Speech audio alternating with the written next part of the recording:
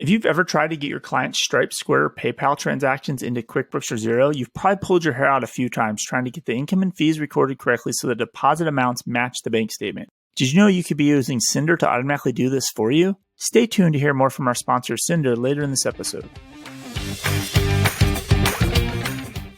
Yeah, so Square's going to purchase about 2 million customers, tax customers, right? Now, one question I have, it's only $50 million. That's the value of that line of business? Like, why didn't anybody else buy this? Like, it seems like a deal of the century. Well, just the customer list alone, right? Just the customer list alone, right? And you're getting people that are already in that Credit Karma frame of mind. They care about personal finances. There's just a lot of reasons to possibly buy this. Well, now, okay, here's the counterpoint to that. Maybe it's because the people using Credit Karma to file their taxes don't have any money because they're using a free tax prep software.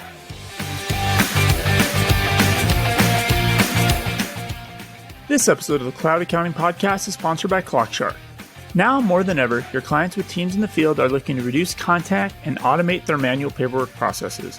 The team at ClockShark has been busy scrambling to keep up with demand by helping accountants move clients from frustrating paper timesheets to their much-loved mobile time tracking app. Even with this increased demand, ClockShark continues to provide fast and delightful support. They're actively working with accountants and bookkeepers to implement product feedback and improvements to their already robust app that includes features like crew tracking, scheduling, overtime notifications, routes, geofencing, locations, job costing, budgeting, and reporting. To try the timesheet app that's taken over the title for best customer support, head over to cloudaccountingpodcast.promo/clockshark. That is cloudaccountingpodcast.promo/CLOCKSHARK.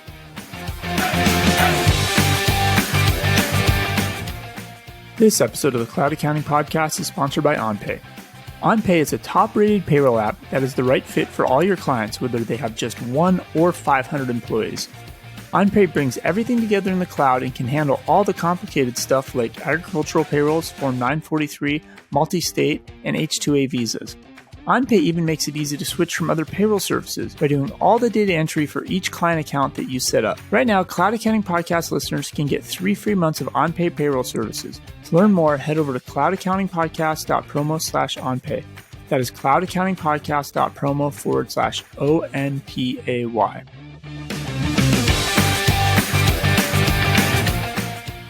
Welcome to the Cloud Accounting Podcast. I'm Blake Oliver. And I'm David Leary. How was your Thanksgiving, David?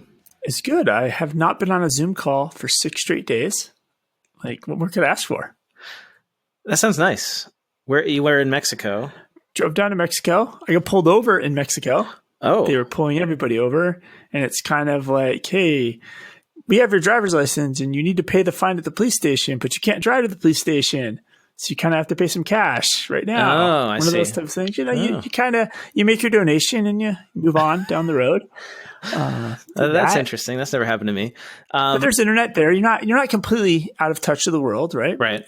It's still connected. You can do anything you want, pretty much, as far as from a work perspective. But I avoided, really dialing in and connecting. So then you missed the Amazon Web Services outage on Wednesday.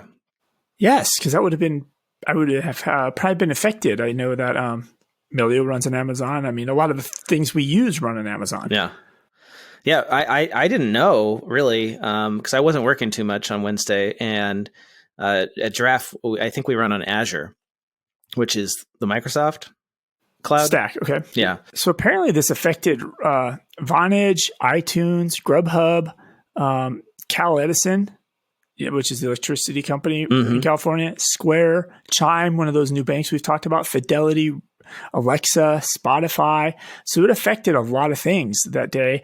I did see another article from Amazon. Apparently they were trying to do some sort of upgrade. They were adding additional servers. Well, it didn't seem to be too disruptive, so that's great. What about your house, though? You have, because like Amazon has all those things, like your little smart speaker, doorbell, yeah. Smart Roomba, like all those things were down. People couldn't vacuum their house. They couldn't. Yeah, honestly, I didn't really notice because we didn't go anywhere. We had a small Thanksgiving. We just went over to my parents. They're in our little family bubble. And yeah, so I was oblivious to it other than the news reports. But I do have a ton of app news this week. I was surprised actually at all the news. The Pentagon failed its annual audit again. Virtual HQs in cyberspace. I've got something to talk about there. And e-commerce, I think, is a great topic, given that it was just Black Friday. Let's talk about e-commerce and the trends there and what that means, or what the connection is for accounting firms. Yeah, so I had some big news. Salesforce might buy Slack. Mm-hmm. Intuit's acquisition of Credit Karma has been approved. Yep. Because they sold the tax division to Square. So we can talk about that. That's other huge, huge news. Yeah. Stripe is looking to go take it on another round. Oh, I didn't know that. That's new. Possibly put their valuation. We'll discuss that when we discuss that, I guess. What else did we get in here that's good? A little bit about super apps and this whole concept, because I think it ties to some of these other stories. Well. When super apps, do you mean Zoom? Because Zoom now has apps, and there's speculation that Zoom is going to be the next big technology ecosystem, like Salesforce was. So maybe we could talk about the Salesforce news next and kind of talk about this concept of super apps, because we're seeing it. There's an article about Google, and this comes from those Chinese apps that are, it's like a chat app, right? But you use it to pay for everything. You use it to shop, right? It's a super app that does everything. So yes, we're seeing that from a banking perspective. For, like we've talked about the small businesses, you get your bank account, it does all these other things. But no, you're correct. Now with Zoom, I don't know. Did you have an article about Zoom? Yeah. So go ahead, jump in. Okay, so this was in TechCrunch, and the headline is, "Will Zoom apps be the next hot startup platform?" There's not really that much there, other than this idea that Zoom is really powerful technology. Everybody is using it now for everything, and they have opened up their API. I think we talked about this in the past, to allow other apps to utilize Zoom's technology. So you could build some sort of app that has Zoom video embedded in it, which could be really powerful, because when you're on Zoom all day, it makes sense for it to be integrated into whatever you're doing, whatever solutions you're using. And so, an example might be a virtual conference tool where a Zoom just opens as soon as you enter the room for that session. So you don't have to click a link and go out to Zoom. It's just in there. And I think that's really powerful, because building good video conferencing is insanely difficult, which is why Zoom has been so successful, because they've cracked the code on that. Even if it was built better into a calendar, every time I go to launch a calendar appointment with a Zoom, it opens a browser tab that when I'm done with the Zoom meeting, there's just this browser tab sitting open from Zoom, because it's not integrated, right? It tosses you back to the browser. Yeah, there's not a great Zoom integration, which is silly considering how much we use it. So I think if they do this and they pull it off, then Zoom stock is already worth a lot. It's gone up a lot this year, and I think you'd see it go up again and again and again, because this is exactly what happened with cloud accounting. It was the ecosystem, right? David, you were in the middle of all this as it was happening with QuickBooks. QuickBooks Online, nobody cared about QuickBooks Online until you guys built the marketplace. And once you could connect all these apps to it, all of a sudden it became way better. And even though it didn't have as much functionality as desktop, it was more powerful because of the ecosystem, because of the choice you have and the ability to move data back and forth and all that. And if the same thing happens with video, then sky's the limit. Unless a big company like Salesforce decides they want to be the all-in-one platform for businesses.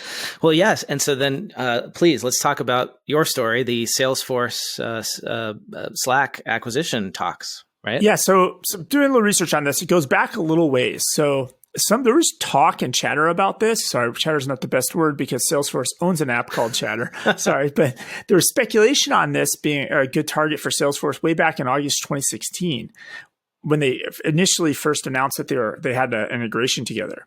And then since 2019, Slack's been listed on the Salesforce App Exchange, right? But Salesforce has been slowly building this stack, because ultimately Salesforce, they only have 50,000 paying customers. Right. But look at Intuit, right? There's 5, 6, 7, 20, 40 million small businesses around the world, right? Right. And Salesforce just can't crack that. So they bought Yammer, which now became Chatter, right? And then everybody hates it. It gets negative feedback. They own Quip, which is like a collaborative product to do documents and spreadsheets. Quip is like Notion. That's what it reminds me of. Oh, okay. Where it's like a Google Doc on steroids. Okay. Yeah.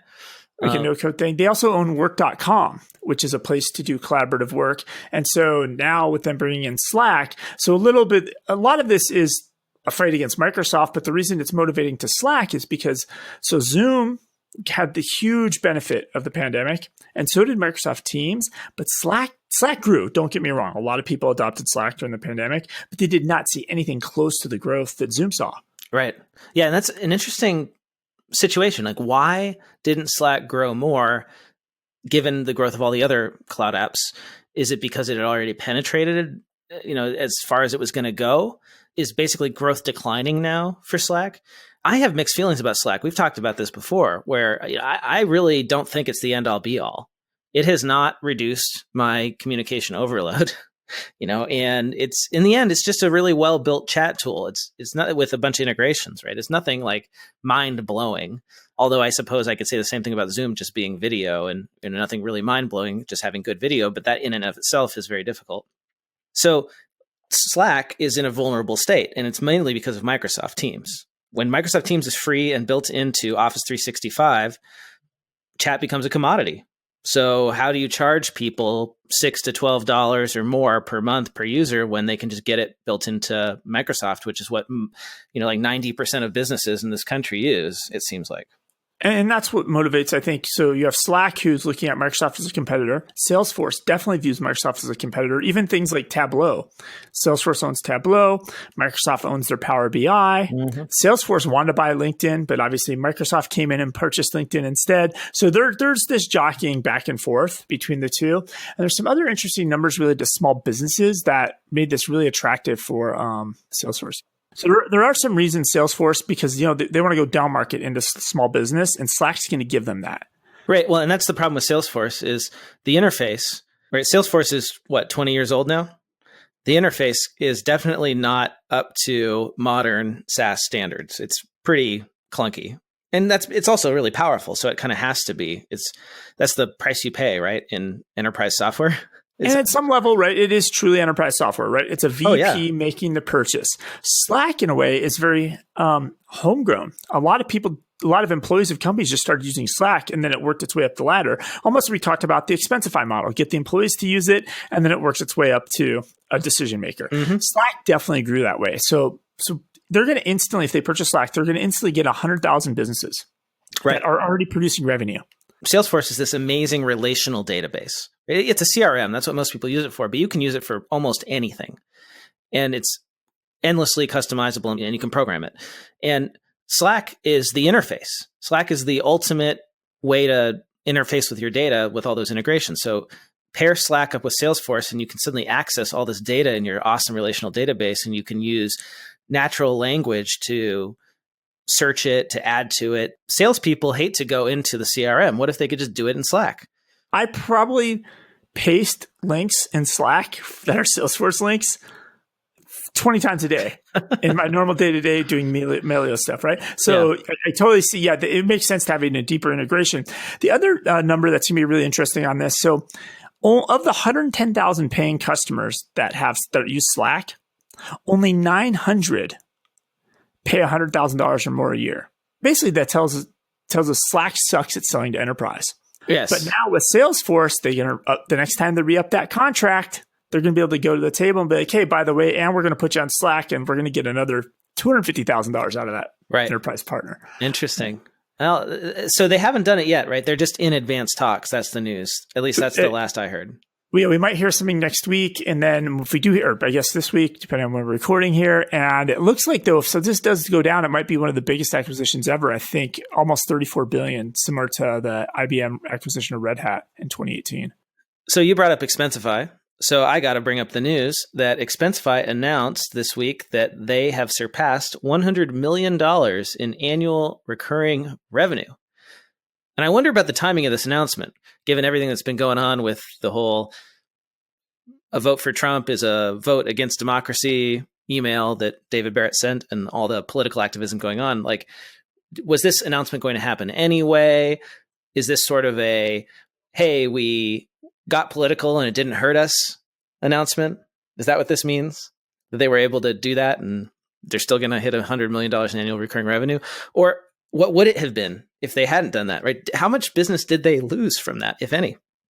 I wonder if we'll ever know. I mean, you're not paying on how many transactions you put through Expensify, right? If you're a business user, right, you're paying on your employees' activity. So even though maybe your employees aren't traveling and there's not this tons of volume going through Expensify, if your employees are all filing one or two expenses for an at-home expense, like we talked last week, or working at home expense, you're still going to pay that subscription fee for that employee. And then maybe a lot of people are under contracts. Yep. I don't know. And then maybe after the first of the year, maybe people are going to say, maybe nobody's going to travel in 2021. And they pull the plug on it. Yeah, I don't know. This is recurring revenue for 2020. So, and they haven't actually surpassed it yet. They said they will surpass $100 million in annual recurring revenue in 2020. So I guess they're very confident in that. Another interesting fact is they have raised only $20 million in primary capital since their founding in 2008. That is very impressive. And they have gotten to 100 million ARR, or they will get there by the end of the year, with only 130 employees, which means that they are going to have annual revenue of $750,000 per year per employee, which is among the highest revenue per employee in the world. That's lean and mean. Now, let's think about this another way. David Barrett is not a fan of Donald Trump. Is that fair to say, David? Based on his email, yeah. You could say that, yes. Here's the thing, though. David Barrett, I'm going to make this argument. I'm going to double down on this. I think I've sort of said this in the past. David Barrett is responsible for the rise of Donald Trump. That's the irony of all this. Now, not directly, but the industry that he represents, technology. I'm listening. Okay, stick with me for a second. I'm trying to guess where you're going, and I'm not seeing any path here out of this. All right, so stick with me, my crazy theory. So what is responsible for the rise of a populist leader like Donald Trump, who appeals to a group of people that have felt neglected, working class people generally without college degrees? What has made them activate politically over the last 4, 5, 6 years? Technology, I guess, right? Well, yeah. So a lot of people who support Donald Trump's vision for America, the Make America Great Again movement, feel that they have been left out of economic progress in this country. Like the middle part of America has been left behind, and the America that they live in now is not the America of our great golden heyday.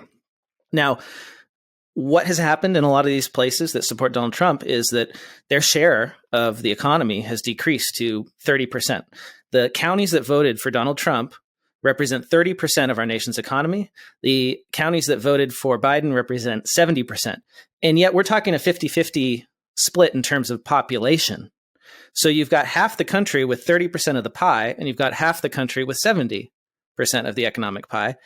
So my theory is that really, ultimately, everything comes down to economics and people's paychecks. I mean, maybe that's just the accountant in me, but I really do feel like in the end, that is what motivates people most, even though they'll say other things. So, why are these counties that have become red, voted for Trump? I mean, they were always pretty conservative, but they've really gone for Trump. Why did they do it? It's because of trends that started back in the 80s with outsourcing, and then have continued with automation, where middle-class jobs are disappearing in this country, the hollowing out of the middle class. So if you have a college degree, that is no longer even a ticket to a middle-class or upper middle-class life. You've really got to hustle, right? You've really got to have skills. Just having a high school diploma used to be you could go get a job in the local factory and have a nice life, buy a house, have a car, go on a vacation. Can't do that anymore, right? Not a reality that exists. And what happened? What made that happen? Disruption caused by technology. So the irony is that we've got a bunch of technology billionaires in Silicon Valley, San Francisco, complaining about a problem that they actually created. Not individually, but collectively, it's technological disruption is what has created and led to the rise of the Make America Great Again movement. Well, I have bad news for you, Blake. What's that? It's going to get worse. Oh, why is that? Why? So I have an article here. This is from the Business Review in Europe. It's Tudor, Tudor, the virtual accounting robot launched by Connections. So Connections is a leader in RPA. They're a UiPath Gold partner, and they do a lot of robotic process automation for various industries. And UiPath, they're like the big one of the big three in RPA. Yeah, so in a way, like it'd be like if you were a Zapier expert. Like, so these guys are an expert on UiPath, utilizing and setting up, etc. So they've created their Tudor Contobot was designed to perform tasks of a junior accountant. It can process timesheets, generate payroll statements, send them by email, generate POs, income statements, generate 112 statements, submit signs, receives receipts for tax returns, imports invoices issued by accounting firm in the account of customer companies, enters invoices based on previous pieces of information in Excel, prints the monthly documents, generates reports at the end of the month. That sounds like an accountant's job. But this is the best part. Wait till you read the quote from their CEO. He is the ideal colleague. He can work overtime. He doesn't ask for a vacation or coffee breaks. He is eager to learn new things. He is flexible and accepts new tasks with an open heart. Wow. So there it is. There's the automation, right? Jobs are going to be displaced by that company, and that's how they're going to sell it. And the best of all, he can work at any time and does not need to be supervised. It's the perfect employee. We're going to lose our listeners. Only Tudor. We're going to have Tudor listening to us, and that's it. Here's the thing. There's a lot of talk about automation destroying jobs in accounting, and yes, that is happening. But I don't think our listeners are really at risk because they are on the forefront of technology. And as long as you're using the tools, you're going to be okay. If you're the one setting up the app and you know how it works and you're the only one who can fix it, like you've got a job for the rest of your life, right? Well, they built this in 6 months. Anybody could do this apparently. Well, hey, let's see how it actually performs, right? Like that's a marketing pitch. I'm curious to see how it actually works, but I think that it will ultimately, eventually, right? It'll get better and better and better. And if that's what you're doing, if you're processing invoices from Excel, like that job's going to go away. Just like with Expensify. So, Expensify is making $750,000 in revenue per employee. How many jobs do you think that Expensify has destroyed, has made obsolete? I'm sure that there are many companies that bought Expensify and then now said, you know what, we don't really need this accounts payable clerk to process expense reports anymore because we're just doing it in Expensify and all of the managers are approving them and it's automatically getting reimbursed. And I imagine at a bigger company, there was a department. Right. Yeah. A team of 20 people possibly working on that. Exactly. So this is great news for Expensify, but it's not exactly great news for the people who used to do that work. And, hey, when I had my own firm, I did outsourced bookkeeping. I have to say, David, that often I would go into proposals, meetings with potential clients, and they would frankly just tell me straight up, like, I want to eliminate this position. Can you do this for me? And like, that's what I would go in and do. I would basically eliminate somebody's job with technology. And it's something that I think that a lot of people don't like to talk about in the tech world, especially when, that's actually how we sell software a lot of the time is we say, or this is how we justify the software is we say, okay, this position costs $80,000 a year on average, and our software costs $20,000 a year. So that's how we sell it, right? That's the ROI. You're going to get 4x ROI in your first year. I mean, people do this all the time. So I'm not saying it's bad. This is disruption. This is going to happen. If we didn't do it, somebody else would do it. But I think we need to be aware of our role in all of this. And we are not innocent. And we need to do something about it. It's great that Expensify has this charity arm. But if you look at the kind of stuff that they do, it's like about feeding people who are homeless. It's not about like creating jobs. And what they are doing is eliminating the jobs. And I would love to know what they're going to do to make more jobs. So I could speak specifically to Expensify on that. Sure. I know that Expensify, they opened, I think Dave Barrett's hometown is in Michigan. I think it's in like, not the Mitten, but that other part, which I don't think is like the greatest, doesn't have the greatest economic activity possibly. Mm-hmm. Whatever that upper part of Michigan is. Upper Peninsula? I don't know. Upper Peninsula maybe? I'm from the West Coast. I don't know this geography. I'm going to get a lot of, but anyways, so he created jobs in his old hometown apparently for people that were underemployed, probably from the auto industry, et cetera. What kind of jobs? Support jobs, Expensify jobs. Well, but he's only got 130 employees. How many jobs could he create? I don't know on that. Like a dozen? I mean, we're talking. They probably eliminated thousands of jobs, good jobs. Anyway, I think it's nice. It's nice, and I'm not blaming David Barrett or Expensify. I'm just saying this is technology did this. Okay, if we hadn't progressed with technology, we'd still be in the same situation, right? We'd have a factory in every town. You go and get a high school diploma and get a job there, right? The globalization and the flattening of the world through technology means that a high school graduate can't compete anymore because they're up against somebody in China or in the Philippines or in Europe or in Africa or in everywhere. You've got no protection geographically anymore for your job. And this is what has inspired all of this hatred of otherness and other people. Okay. It's like economic despair is what makes people latch onto racism and to xenophobia. It's the same thing that happened in the 1930s. It's history repeating itself. So if we don't do something about it, we're going to have more of this. Like Donald Trump was not an aberration. He was a symptom of an underlying problem that we got to fix. We got to do something. But like, does something have to be fixed, or is this just a normal market condition that will slowly change on its own? Just like when farming, like 98% of all of us used to be farmers. Right. And then the Industrial Revolution came, and now in a strange way, like the industry jobs are going away, and there's the tech jobs that are here. Yeah. No, and in the big scheme of things, that was a great thing for society. But there are a lot of people who got, disrupted during that, and their lives were completely turned around. It's like, so we can't lose sight of the impact it's having, and not just people are not numbers. Yes, the economy is growing. Automation ends up creating more jobs than it destroys in the end, but the growth is not evenly distributed. And the places that are benefiting the most are not the places that voted for Trump. That's what I'm trying to say. Yeah. So, yeah. It's like, let's have a little empathy for each other in all this, and understand like people have real reasons for voting the way they did. That's what I'm trying to inspire, is let's actually try to understand each other. That's all. Oh yeah. There's 70 million people that voted for Trump. More people, the second, because of some of the reason. Yeah. Yeah. I mean, he got the second most votes of any presidential candidate in history. So try to understand why that happened if we want to move forward. So that makes sense. I will stop there. I'm done. I'm getting off my soapbox. Do you want to kind of get into app news, since then it's just going to be a lot of big numbers? But I don't know if we're talking numbers, we could get into the big numbers. I'm feeling a little bit revved up right now. So maybe we can talk about something outrageous. Can I talk about something outrageous? I don't think I have anything in the outrageous category. Well, I mean, the Pentagon oversees $3 trillion of government spending and still can't pass an audit. Okay. Can you believe this?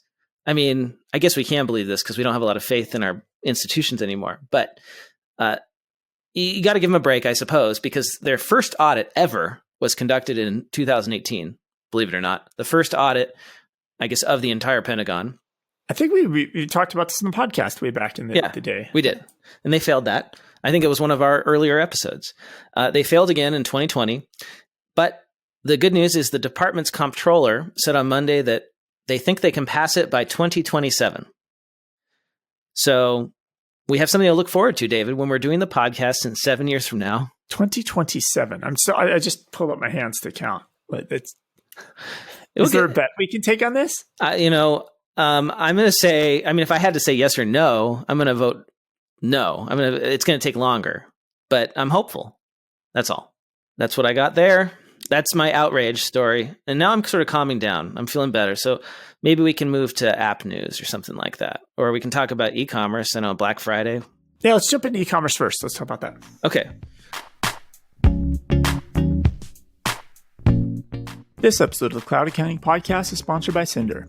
If you've ever tried to get your client's Stripe, Square, or PayPal transactions into QuickBooks or Xero, you've probably pulled your hair out a few times trying to get the income and fees recorded correctly so the deposit amounts match the bank statement so you can reconcile. Cinder automatically and accurately categorizes and posts these transactions into the accounting system. Cinder can sync all the necessary details like inventory items, tax, shipping, discounts, classes, locations. It even correctly handles the processor fees. With tools like duplicate detector and rollback functions, you can rest assured your client's books will never get messed up because you can undo and restore any synced data with literally one click. If you need support from Cinder, they offer free help using your favorite means of communication, be it chat, email, or phone.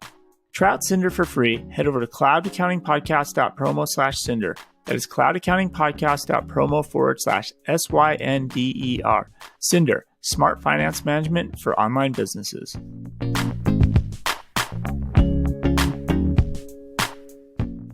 Did you know the Walmart here in Scottsdale is getting autonomous vehicle delivery next year? So you can, instead of you driving there to pick something up, somebody's going to be put in a car without a driver and it's going to be delivered to your house. Yes, and that will actually be possible. Like the Walmart here, 10 minutes away from me, is going to start delivering packages to residents using autonomous Cruise vehicles. Cruise is a subsidiary of General Motors that has been testing in Arizona since 2016. Apparently in Arizona, to test an unmanned vehicle, all you've got to do is file a statement with the Department of Transportation that the vehicles can follow traffic laws and can safely come to a stop if they experience a malfunction. So I guess that's why we've got a lot of, drone vehicle testing going on, because it's pretty easy to get a permit. Well, it's also the entire city of Phoenix is laid under. For those of you listeners that don't know about the city of Phoenix, it's laid out in a perfect 1 mile square grid pattern. So there's not many turns. There's no streets that are one way. There's not a lot of streets where maybe it's low clearance for your vehicle. The city itself is maybe 75, 80 years old. So it's not like the city of London, where it's very hard to build autonomous vehicles and have them drive around that city. Humans can barely drive around that city, right? Yes. But this is why it's very easy and it's super straight roads. But until they can do it successfully in Phoenix, it ain't happening anywhere else. To quote King of the Hill, this city should not exist. It is a monument to man's arrogance. I don't know if you ever watched that show. No, but it's a good one. And familiar with that, and I agree. There's no water. It's amazing. It's a city built in the middle of the desert with no water, and it gets like 120 degrees every summer. And we expect that this is like, we're supposed to be able to live here. That's great. It's the Hoover Dam. That's why. Right. Let's jump into app news, maybe. Okay. Well, no. I had somewhere I was going with that. Sorry. There's a reason that I brought up the drone delivery. I just thought you were excited about delivery. So it's because e-commerce is doing great, right? Gangbusters. Like, this is no surprise to anyone.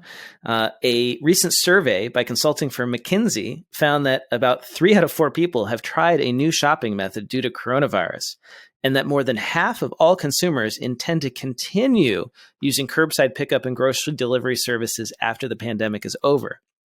Nearly 70% of consumers surveyed intend to continue buying online for store pickup. That's according to a story that I spotted in the Wall Street Journal, and fits in with this idea that this is not going back to normal. Behavior has changed permanently. And so people are going to expect to continue to work remotely in a hybrid way, perhaps. They're going to continue to buy online. I mean, e-commerce went from being like a 10% kind of thing, 10% of shopping, to like, it's getting up to 20%. That's huge. I mean, this is major now. So anyway, it's just the economy has changed permanently, forever. Like, people, once you get used to this, you're not going back. Like, my wife started using the order online and then drive up to the store and they put it in your trunk and then you drive away thing, the curbside pickup. And she's like, why would I ever go into the store again? This is amazing. I love this. I'm just going to do it forever. And I've even noticed, even at places like Home Depot, the whole front section is just roped off of where they've picked goods off the shelves and they have them ready to go in bins. Oh yeah, for when customers show up. I'm actually surprised how many people are using that at a place, even for Home Depot type stuff. Oh, I'm not surprised, because 90% of the time that I spend in a Home Depot is wandering around looking for something or somebody to help me find something. That's the best part of going to Home Depot. Come on, Blake, you should find enjoyment in this. I even if I went like every week, I wouldn't be able to find anything. It's hopeless, man. So I'm gonna have to take you to Home Depot one of these days. Come to Phoenix and take me to Home Depot, and then we'll go have a beer. I think that would be a great afternoon. And we'll get an Uber without a driver. Yes, there you go. Okay, so that's it for my e-commerce story. Let's talk about the apps. All right, so we can continue on with about app news, starting with people impacted by e-commerce. So quick little round of news. Stripe. It's that whole app. Everybody uses it. They don't know they're using it when they're buying things online. Credit card processor. Yes. Easy to integrate. Yep. And they're really going head to head now with Square and PayPal. They're really going, and so they're going out for another round of investment capital. It's just like their Series G or something. I mean, they've been around for a while, right? And they're probably going to be valued between $70 to $100 billion. Wow. It would be the most valuable venture-backed startup ever in this country of all time. So they're doing really well there. And then just kind of going back to your fact about the world has changed. right? So Toast, are you familiar with Toast? They're a point of sale, right? Point of sale for the restaurant technologies, right? So in April, they panicked. Well, I wouldn't say panicked. They made a decision based on the information they had in April, right? Everybody, right? Yes. When every one of their customers had their restaurant closed. Right. They let off 50% of their staff, about 1,300 people. But they've since recovered because everything shifted to contactless payments. Everything shifted to the delivery app. So they get to play middleman between the DoorDashes, Uber Eats, the Postmates. And so they've reinvented themselves. And now they're actually going to, their employees, they've actually offered their employees and former employees and current employees the chance to sell shares. Wow. So they're going to sell shares to investors to raise even more money. They didn't say who the investor was, but they're getting a huge influx of cash to continue to grow. So it completely changed, right? They went from how does this company stay in business possibly in April to the way people interact with restaurants is completely different now. That's amazing. I mean, that's a great success story. Like it could have gone horribly wrong and they managed to figure it out, help their customers. That's great. Well, what do I have in the hopper? Intuit. You mentioned this at the top of the show. Intuit has won approval for their acquisition of Credit Karma from the U.S. government. We weren't sure if it was going to happen because the Justice Department had an antitrust investigation going, given that Intuit makes tax software and Credit Karma makes free tax software. Was this an acquisition to crush their upstart competitor? And apparently not, because Credit Karma is going to sell its tax business to Square, and that clears the way for this acquisition to happen. Yeah, so Square's going to purchase about 2 million customers, tax customers, right? Now, one question I have, it's only $50 million. That's the value of that line of business? Like, why didn't anybody else buy this? Like, it seems like a deal of the century. Well, just the customer list alone, right? Just the customer list alone, right? And you're getting people that are already in that Credit Karma frame of mind. They care about personal finances. There's just a lot of reasons to possibly buy this. Well, now, okay, here's the counterpoint to that. Maybe it's because the people using Credit Karma to file their taxes don't have any money because they're using a free tax prep software. Yeah, so they have to fit that into their product line. So if you're somebody like Square that has a Cash App, and Square wants their Cash App to be a super app. Remember, you can buy Bitcoin in it. You can invest in it. You can do your retirement in it. Now you can run your taxes in it. Right? But the benefit to Square is the average tax return is about $2,000. If you do your taxes inside the Square app, Cash App, and you get a tax return, where are you probably going to put that $2,000? Oh, you're going to put it in your Square Cash App. Square Cash Genius. App. And so I cannot believe nobody else bid this price up. Right. Just for the refunds. Well, because I don't think anybody else has that idea. They don't have the app. They don't have that super app. Yeah. But even the other players, like how come Amazon or Google or any of these other players, because they're getting in this super app game, like you're going to have the super app that does all these things, and aren't they going to want to be in the tax game as well? Dude, Amazon is just trying to keep up. That's all they're focused on is Christmas. What was the other one you mentioned? Microsoft? Well, Microsoft, Google, Apple. They're crushing each other right now. That's so only Square was there. Hey, I got some news about Square and Xero. They have enhanced their integration and point of sale features for the UK market. So this is just for our UK listeners. Hey, thank you for listening in the UK. We appreciate it. I have UK news too coming up. Okay, good. So you will be excited perhaps to hear that Xero has enhanced their integration. You can now give customers the option to pay invoices online with Square. The new integration also creates a daily sales summary invoice in Xero that captures the previous day's transactions in Square. And in addition to the daily sales invoice, Xero automatically creates bank rules when you connect your Square account. Great for the UK folks. So what else is new for them, David? Before we jump into UK, I'll transition just quickly with Xero. Oh, sure. There's some bubblings happening about how much cash Xero has, and they're wondering what they're going to use it for. Oh, because they have a lot of cash, right? They have a lot of cash on hand. Like they bought Waddle, WADDLE, right? To extend it was loans, right? Yeah, small business loans, yeah. So they're probably going to, look at other opportunities. And I was thinking, why didn't they buy the tax business from Intuit, from Credit Karma, right? So they had cash to do it. Well, because they're not focused on the U.S. market, as we mentioned at the end of our last show. Yes, they're 150-year race if they wanted to be in that. So I think we're going to have to keep watching this story because there's a lot of rumblings. There's no thing. The article doesn't say much other than like there's billion-dollar companies that could be of interest for Xero to buy. Like it's kind of very high level, like at that. But getting back to the UK, so Crunch, who's basically an accountancy firm in the UK, and they, in a way, are more like these ones I say are accounting firms with engineers. They've now released an accounting platform just aimed at the self-employed. So they're calling it Crunch Free. So a GL. It's a GL product, free, mind you.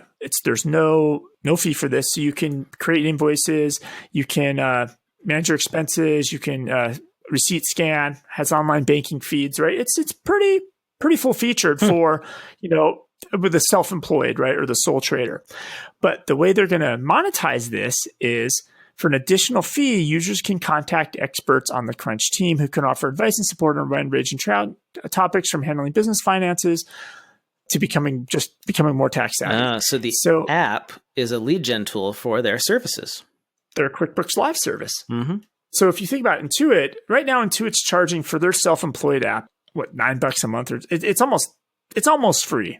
Right? Marginal, very, very small amount. Yeah. And it'd be interesting if Intuit, especially in the UK, where obviously Xero and there's a lot of players, even Receipt Bank has a self-employed product, right?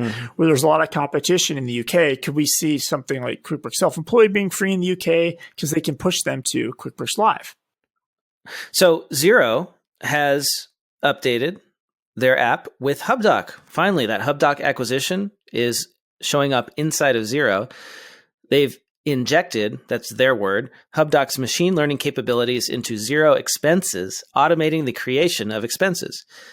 They've also made some minor improvements to the account transactions report, such as the ability to see a starting and ending balance for your P&L accounts.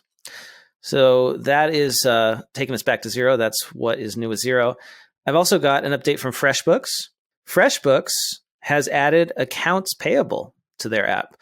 So you can upload a photo of a paper bill, and you can create a bill from scratch without a paper bill and attach it to a vendor. Once that bill is paid, you can record the payment in your account so you can keep track of what you owe to people. It is available on their premium and select FreshBooks plans only. That's a big jump for FreshBooks because historically, FreshBooks has always been about the invoice. Yes. Tracking your time, invoicing somebody, getting paid, right? For them to cross to that other side really bolsters up their proof that they're a full-blown GL now. And FreshBooks, again, also they're in the news twice because they're also in the UK news. Oh. So they've announced a partnership with Barclays, just launching a set. They're partnering with them to market FreshBooks in the UK. Okay, that's all I got. What else should we talk about? We could talk about remote work and virtual headquarters and the future of, like, hey, is Slack the end-all be-all? We have Janet Yellen. Janet Yellen, the new Treasury Secretary, or going to be anyway. That's cool. I mean, it's like I'm feeling like it's almost like the Biden administration is exciting like retro feelings in millennials, right? Like I grew up with Janet Yellen. Now she's back. It's like all the things I love are coming back. So how about remote work? Here, I got this one story about virtual HQs. Do you remember the Boomer Summit virtual conference that I did where it was on a virtual platform where you walked around? It was like a video game almost. I jumped in late. I missed everybody, but it was my kids thought I was playing a video game. Yeah, exactly. So it looked like Second Life, which was the original virtual world kind of thing where people would just go hang out and like build a house and make friends. And then people got into multiplayer online role-playing games like World of Warcraft and Ultima and like all these games that just became giant ecosystems of business in and of themselves, just whole worlds of millions of people online all the time playing.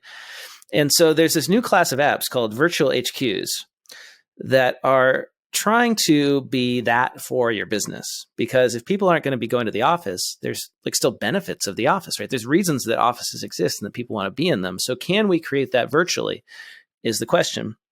And TechCrunch did a great article called Virtual HQs Race to Win Over a Remote Work Fatigued Market about 3 of the top, which are Branch, Gather, and Huddle.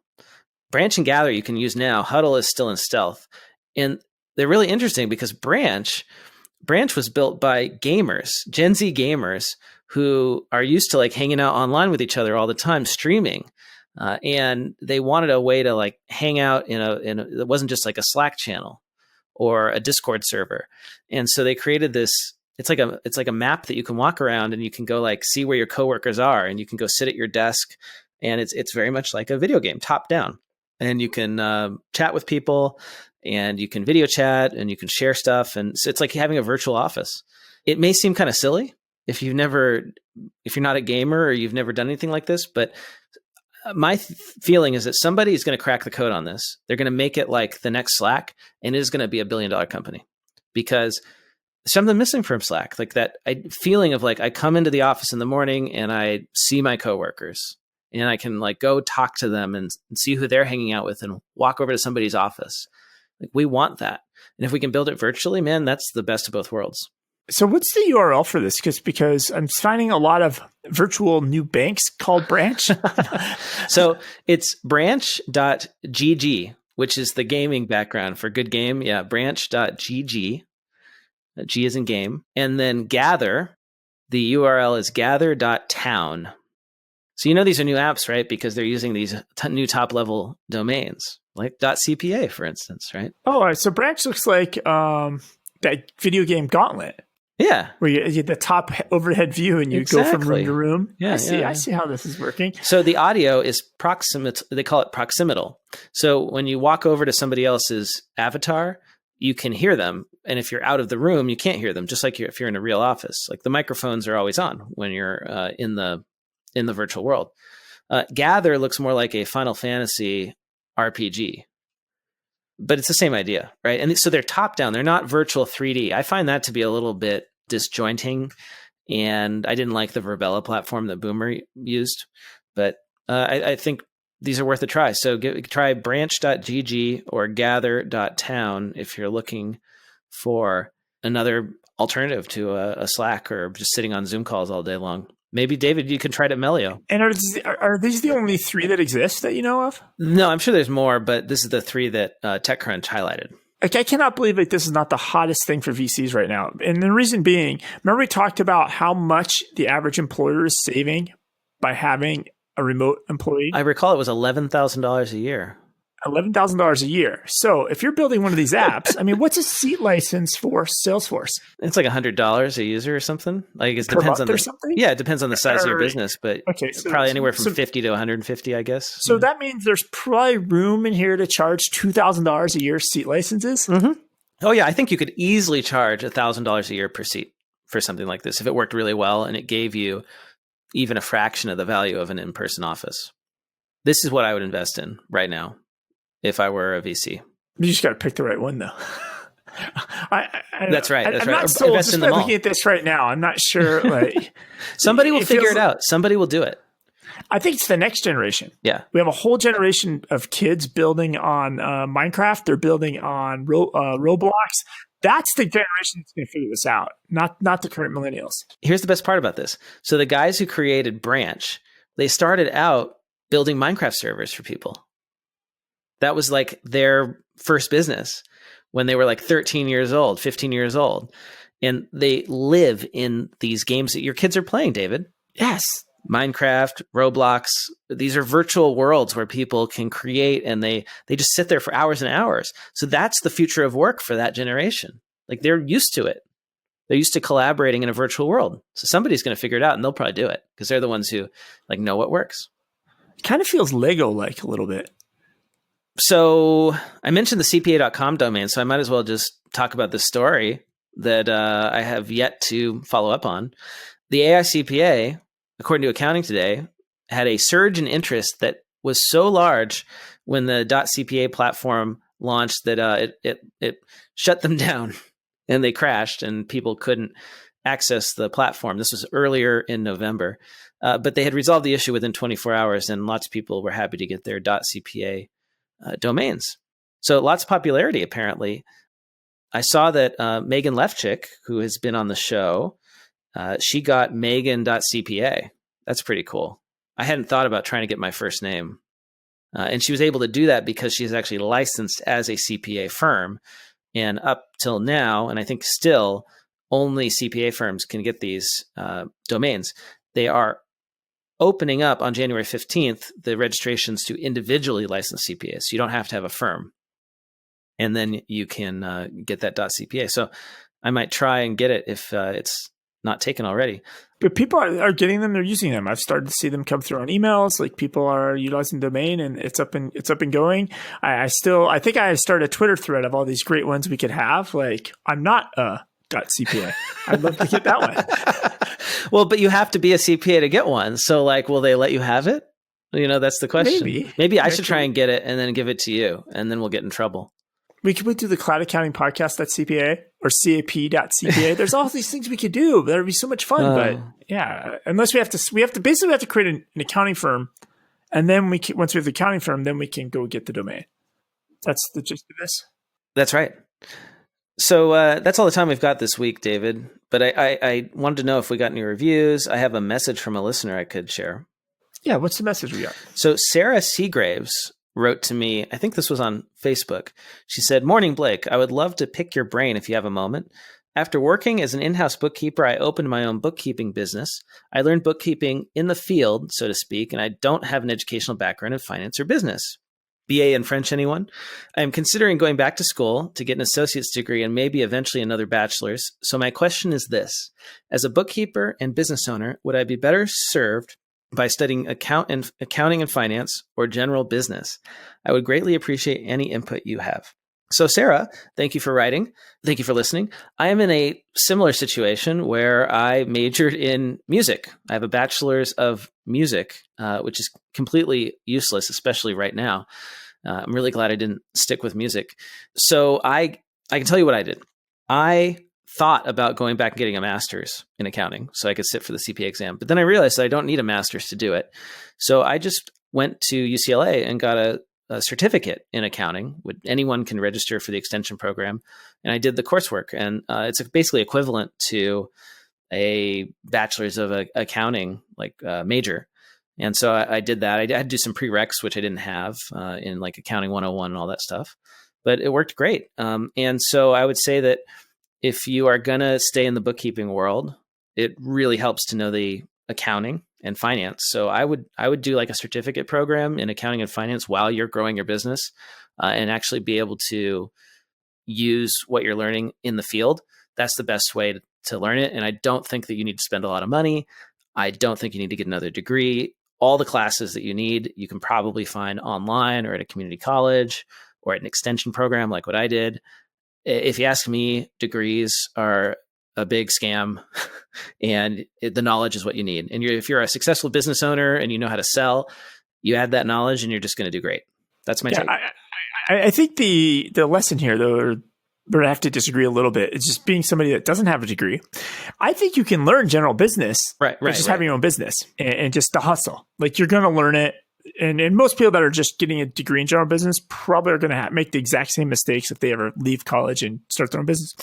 But getting the credential, if you ever want that .cpa domain, you can't get that by having field experience. They don't just gift that out. You have to check the boxes. You got to get the credits. You got to take the test. You can't get it any other way. She's got the BA. She's got the bachelor's. So like in my opinion, in accounting and finance, bachelor's is is really all you need. Because then you can go and you can get your CPA, you can get your CMA. That's what I was trying to say. I wasn't saying like you don't want the college degree. That's definitely, you got to have that for a lot of things. But you don't need the master's, right? Like a lot of people go and get masters and even PhDs, and I don't understand why. But especially your own practice, I think there's a lot. If you want to work your way up the corporate ladder, you probably need an MBA. But if you're starting your own accounting firm and you want to have a CPA firm, you probably don't need the MBA credential. Well, and I love what you said, David, that general business, you're going to learn business by owning a business. And I agree, like 100%. I view that when I started my business, I got an MBA and I got paid to do it. So unless you want to go work for like a giant corporation, you don't need the MBA. If you just want to like work with small businesses, the best way to learn is to do it. So I think that's a great way to end, right? If anyone disagrees with me or has anything to add to that, some advice for Sarah, perhaps, you can leave us a review and put your comment in the review. We always appreciate that. Apple Podcasts, Podchaser is the other one. And then if you want to leave us a voicemail, we'll play it on the air. I mean, we'll listen to it first and make sure it's okay. They all have been so far. Give us a call at 202-695-1040, 202-695-1040, and leave us a 1 or 2 minute voicemail. Would love to hear from you on this or any other topic. And I think that's it, right? If people want to reach you online, David, where can they do that? But I had one more story. I almost forgot. Oh, okay. What's that? So Chris Mackesy on Twitter, Uh-huh. he's basically an accountant that just focuses on restaurants. It's his specialty. So he made the most amazing tax Twitter thread about making a cheese board. And so we'll put it in the show notes, like the link to this. It's amazing. It's a 10 tweet storm of how to create a masterful cheese board that he tweeted out just for tax Twitter. The pictures look amazing. And he built it in a very good way for us as accountants and bookkeepers to understand. But it's just beautiful. So I probably will even use it as our artwork cover in the back. It's a masterpiece. Like, it's one of the greatest Twitter threads of 2020. Well, David, I'm sure you retweeted this. So if people want to follow you and see all the stuff you're retweeting in their feed, where can they do that? You can find me on Twitter. I'm at David Leary. The same with LinkedIn, at David Leary. And I am at Blake T. Oliver. Go ahead and connect with me on either of those platforms. And David, great talking to you. I'm so glad you're back safely from your Thanksgiving travels. Stay healthy, and I'll see you here next week. I'm looking forward to some Zoom calls tomorrow. Bye. Bye.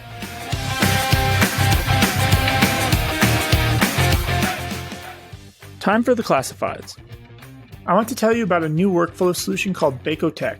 Bacotech is a cloud solution that puts CPAs in the middle of their clients' data.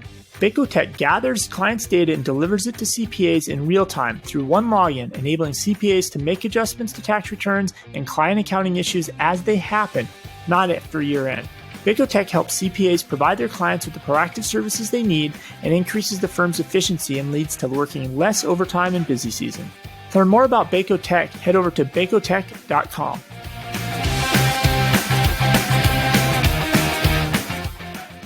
Looking to radically increase productivity as a cloud accountant?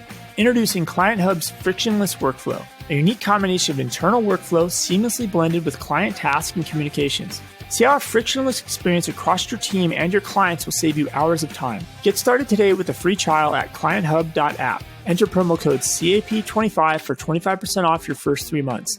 Client Hub, truly frictionless workflow.